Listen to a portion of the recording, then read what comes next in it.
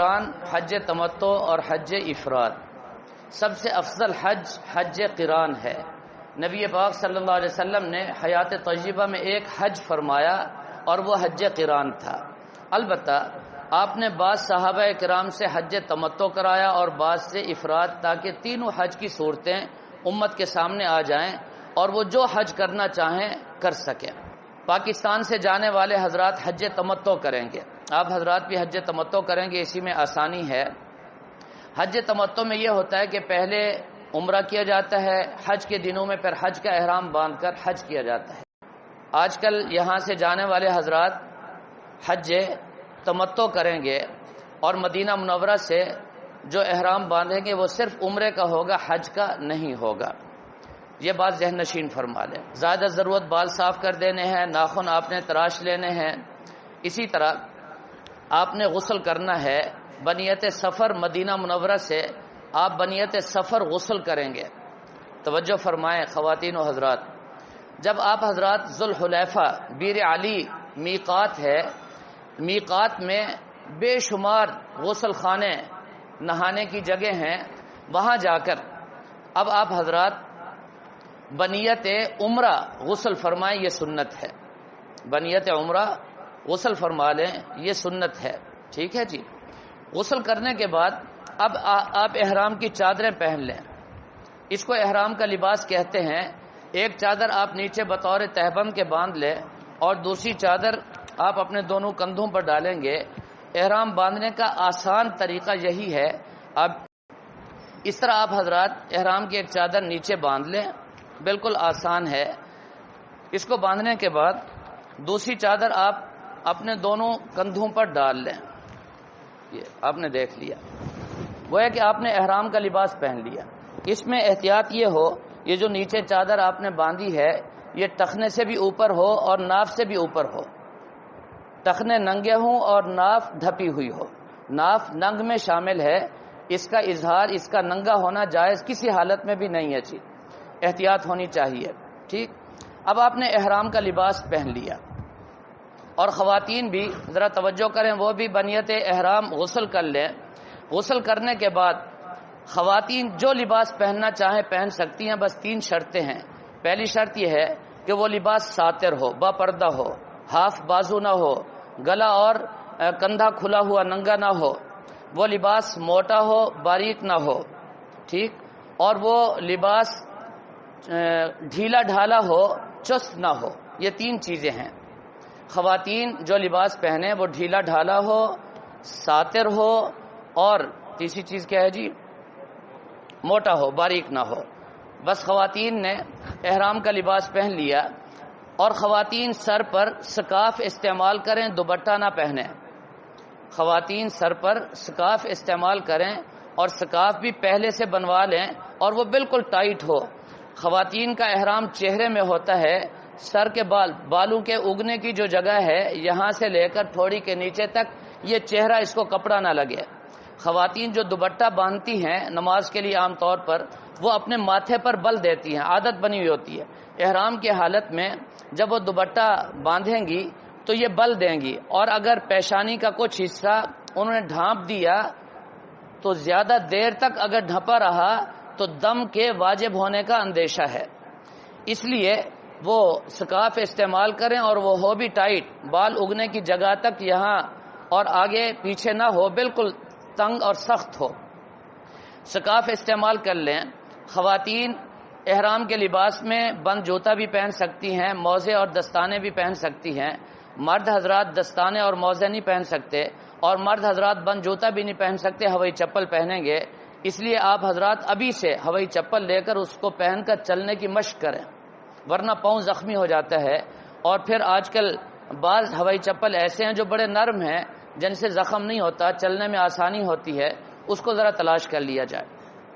تو آپ حضرات نے احرام کا لباس پہن لیا، مردوں نے بھی عورتوں نے بھی۔ اب ذرا توجہ چاہیے، عمرہ 4 کاموں کا نام ہے، عمرہ 4 کاموں کا نام عمرہ ہے۔ پہلا کام احرام باندھنا، ابھی تک آپ نے احرام نہیں باندھا، آپ نے احرام کا لباس پہنا ہے، توجہ چاہیے۔ پہلا کام احرام باندھنا، اور یہ فرض ہے۔ دوسرا کام بیت اللہ کا طواف کرنا، یہ بھی فرض ہے۔ تیسرا کام صفا مروہ کے درمیان سعی کرنا یہ واجب ہے، اور چوتھا کام سر کے بال منڈوانا یا کٹوانا یہ بھی واجب ہے۔ عمرے میں 2 فرض اور 2 واجب ہیں، عمرے میں 2 فرض اور 2 واجب ہیں۔ اب توجہ چاہیے، آپ نے ذوالحلیفہ، بیر علی بھی کہا جاتا ہے اس کو آج کل، وہاں پہنچ کر بنیت احرام غسل کر لیا، احرام کا لباس پہن لیا۔ اب آپ نے احرام باندھنا ہے۔ عمرے کا پہلا کام کیا ہے جی؟ احرام باندھنا۔ توجہ چاہیے، احرام باندھنے کے لیے آپ کو 3 کام کرنا پڑیں گے۔ احرام باندھنے کے لیے 3 کام۔ پہلا کام، احرام باندھنے کے لیے 3 کام۔ پہلا کام توجہ چاہیے، آپ ذوالحلیفہ جو مسجد ہے اس مسجد میں آ جائیں۔ مسجد میں آ کر آپ 2 رکعت نماز نفل بنیت عمرہ ادا کریں گے۔ 2 رکعت نماز نفل بنیت عمرہ، پہلا کام۔ دوسرا کام، آپ عمرے کی نیت کریں گے۔ حج پر جانے کی باتیں ہوتی ہیں، کہیں ایسا نہ ہو کہ حج کا لفظ نکل جائے، نہیں، عمرے کی نیت۔ اللہم انی ارید العمرۃ فیسر حالی وتقبلها منی، اے اللہ میں عمرے کا ارادہ کرتا ہوں یا کرتی ہوں، اس کو آسان فرما، قبول فرما۔ 2 کام۔ تیسرا کام، تلبیہ پڑھنا، لبیک اللہم لبیک لبیک لا شریک لک لبیک ان الحمد والنعمت لک والملک لا شریک لک۔ 3 مرتبہ یہ تلبیہ پڑھنا سنت ہے، اور 1 مرتبہ تلبیہ پڑھنا فرض ہے۔ مردوں کے لیے بآواز بلند اور عورتوں کے لیے آہستہ آواز میں تلبیہ پڑھنا سنت ہے۔ جب آپ نے تلبیہ پڑھ لیا تو اب آپ نے احرام باندھ لیا۔ اب آپ کا احرام بندھا، گویا کہ احرام باندھنا کس سے ہوتا ہے؟ نیت اور تلبیہ سے۔ نیت اور نماز 2 رکعت کا ذکر میں نے اس لیے نہیں کیا کہ بعض خواتین معذوری کے ایام میں ہوتی ہیں، وہ 2 رکعت نہیں پڑھ سکتی، تو یہ کوئی نہ سمجھے کہ اگر 2 رکعت کوئی نہ پڑھے تو اس کا عمرے کا احرام نہیں بندھے گا۔ 2 رکعت پڑھے بغیر بھی عمرے کا احرام باندھا جا سکتا ہے اور بن جاتا ہے۔ تو جو خواتین معذوری کے ایام میں ہوں وہ بڑی پریشان ہوتی ہیں، ہمارا کیا بنے گا؟ کچھ بھی نہیں بنے گا، اب سارے کام کریں، بس نماز نہیں پڑھنی، بیت اللہ نہیں جانا، بیت اللہ نہیں جانا، نماز نہیں پڑھنی، باقی سارے کام آپ کرتے جائیں گے۔ تو اب آپ کا احرام بند گیا جی، بیٹھ سے بچے، آپ کا احرام بند گیا۔ کتنے کاموں سے؟ 3 کاموں سے۔ 2 رکعت نماز نفل بنیت احرام، نیت اور تلبیہ، ٹھیک ہے جی۔ جب آپ نے احرام باندھ لیا تو اب احرام کی کچھ پابندیاں آپ پر عائد ہو جائیں گی۔ یہ احرام یوں سمجھیں، یہ تکبیر تحریمہ کی طرح ہے۔ نماز میں جیسے تکبیر تحریمہ ہے نا، اس کا حکم وہی ہے۔ تکبیر تحریمہ سے پہلے آپ بول بھی رہے ہیں، کھا پی بھی رہے ہیں، سب کچھ جائز ہے، لیکن جب تکبیر تحریمہ ہو گئی اب پابندیاں، ادھر ادھر نہیں دیکھ سکتے، بول نہیں سکتے، کھا پی نہیں سکتے، کچھ بھی نہیں کر سکتے، بہت ساری پابندیاں۔ اسی طرح احرام کی پابندیاں ہیں۔ سب سے پہلی پابندی، مرد حضرات سلا ہوا کپڑا نہیں پہن سکتے۔ مرد حضرات سلا ہوا کپڑا، یہ جو بیلٹ یہاں باندھتے ہیں اس میں سلائی ہوتی ہے، اگر آپ احرام کی چادر کو روکنے کی نیت سے بیلٹ باندھتے ہیں تو جائز نہیں ہے۔ اگر آپ اس نیت سے باندھتے ہیں کہ اس میں پاسپورٹ، موبائل اور قیمتی چیزیں میں رکھوں گا تو جائز ہے، وہ فائدہ تو خود بخود آ جائے گا نا، لیکن نیت نہیں کرنی اس کی۔ تو سلا ہوا کپڑا نہیں پہننا۔ مرد حضرات نے بنیان نہیں پہنی، اس میں سلائی ہوتی ہے، اور انڈر ویئر ہوتا ہے اس میں سلائی ہوتی ہے، وہ نہیں پہن سکتے مرد حضرات، ٹھیک۔ 2 چادریں پہننی ہے بس، اور ان 2 چادروں کو پن لگانا، ہمارے ہاں بکسوئے چلتے ہیں، جائز نہیں ہے بالکل۔ کسی چیز سے اس کو باندھنا، گرہ لگانا، یہ جائز نہیں ہے۔ مرد حضرات نے سر اور چہرہ ننگا رکھنا ہے احرام کی حالت میں، سر اور چہرے کو کسی حالت میں بھی نہیں ڈھانپ سکتے۔ اسی طرح یہ پاؤں کی جو ابھری ہوئی ہڈی ہے اس کو بھی ننگا رکھنا ہے۔ ہوائی چپل پہنیں گے، یہ یہاں سے لے کر اوپر تک یہ ننگی رہے گی، یہ ہڈی پاؤں کی، اس لیے ہوائی چپل۔ تو مرد حضرات کے لیے یہ اہم پابندی ہے، اس کو ذہن نشین فرما لیں۔ البتہ خواتین سلے ہوئے کپڑے پہنیں گی، ان کے لیے حکم یہی ہے، وہ مردوں کے حکم میں آ کر گویا کہ 2 چادروں میں ہیں، ان کا کفن یہی ہے۔ خواتین توجہ کریں، خواتین بند جوتا بھی پہن سکتی ہیں، موزے اور دستانے بھی استعمال کر سکتی ہیں۔ خواتین صرف چہرے کو کپڑا نہیں لگنے دیں گی، البتہ خواتین کے لیے پردہ کرنا فرض ہے۔ خواتین کو چاہیے وہ پی کیپ استعمال کریں، یا آج کل بازار میں چھجا ایک بنا ہوا ملتا ہے، اس کو سر پر رکھ کر اس کے آگے حجاب ڈالا جائے، وہ حجاب چہرے کو بھی نہیں لگے گا اور پردے کا تقاضا اور پردے کا حکم بھی پورا ہو جائے گا، بڑی آسانی ہوتی ہے۔ خواتین اپنے چہرے کو کسی حال میں بھی کپڑا نہ لگنے دیں۔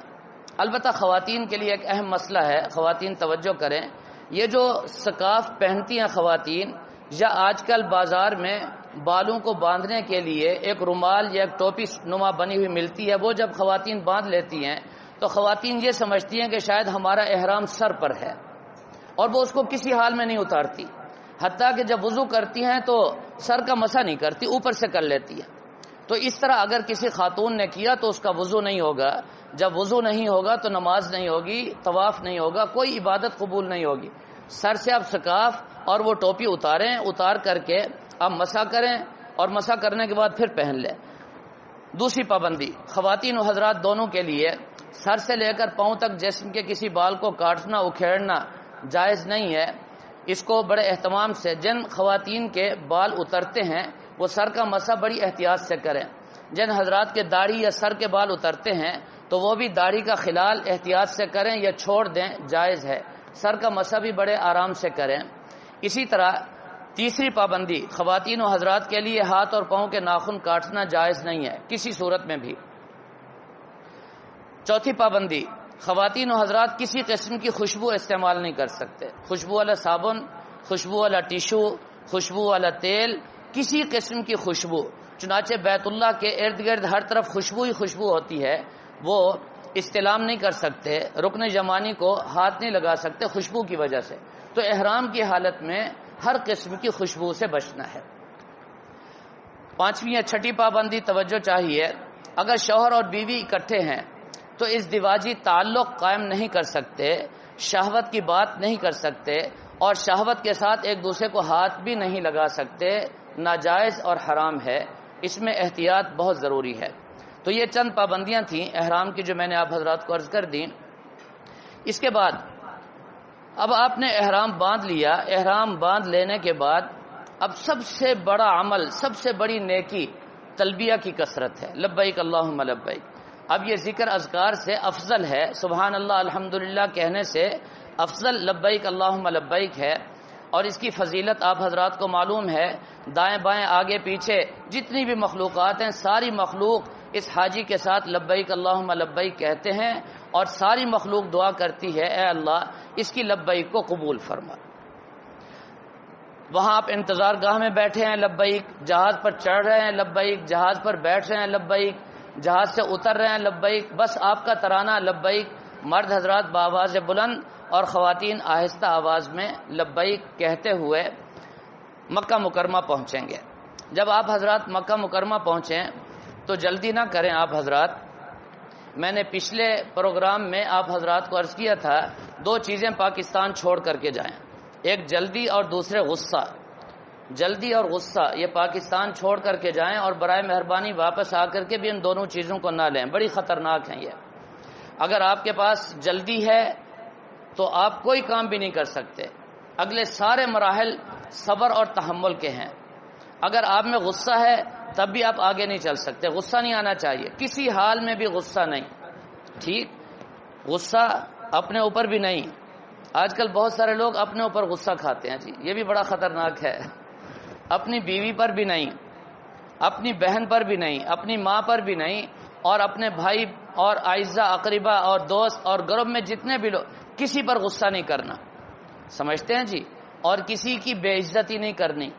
اور حج میں سب سے بڑا اور سب سے خاص حکم لا جدال فی الحج، حج میں جھگڑا نہیں کرنا، غلطی ہو بھی جائے درگزر کرنا ہے، معاف کر دینا ہے۔ یہاں سے یہ ذہن بنا کے جائیں، معاف کرنا ہے، معاف کرنا ہے۔ 70 مرتبہ نبی پاک صلی اللہ علیہ وسلم سے ایک صحابی نے پوچھا میرا غلام مجھے تنگ کرتا ہے، پریشان کرتا ہے، کیا کروں؟ فرمایا معاف کر دو۔ فرمایا پھر کرے؟ فرمایا معاف کر دو۔ کتنی مرتبہ؟ فرمایا 70 مرتبہ، ایک غلطی کرے معاف کر دو۔ 70 مرتبہ۔ غلام، بیوی نہیں، بیوی تو رفیقہ حیات ہے، میں غلام کی بات کر رہا ہوں۔ فرمایا وہ 70 مرتبہ ایک جیسی غلطی ایک دن میں کر رہا ہے تو کیا کریں جی؟ ایک دفعہ معاف، دوسری دفعہ پٹائی؟ نہیں نہیں، ہم سب کے محبوب پیغمبر صلی اللہ علیہ وسلم نے فرمایا معاف کر دو، معاف کر دو، معاف کر دو، معاف کر دو، 70 بار معاف کر دو۔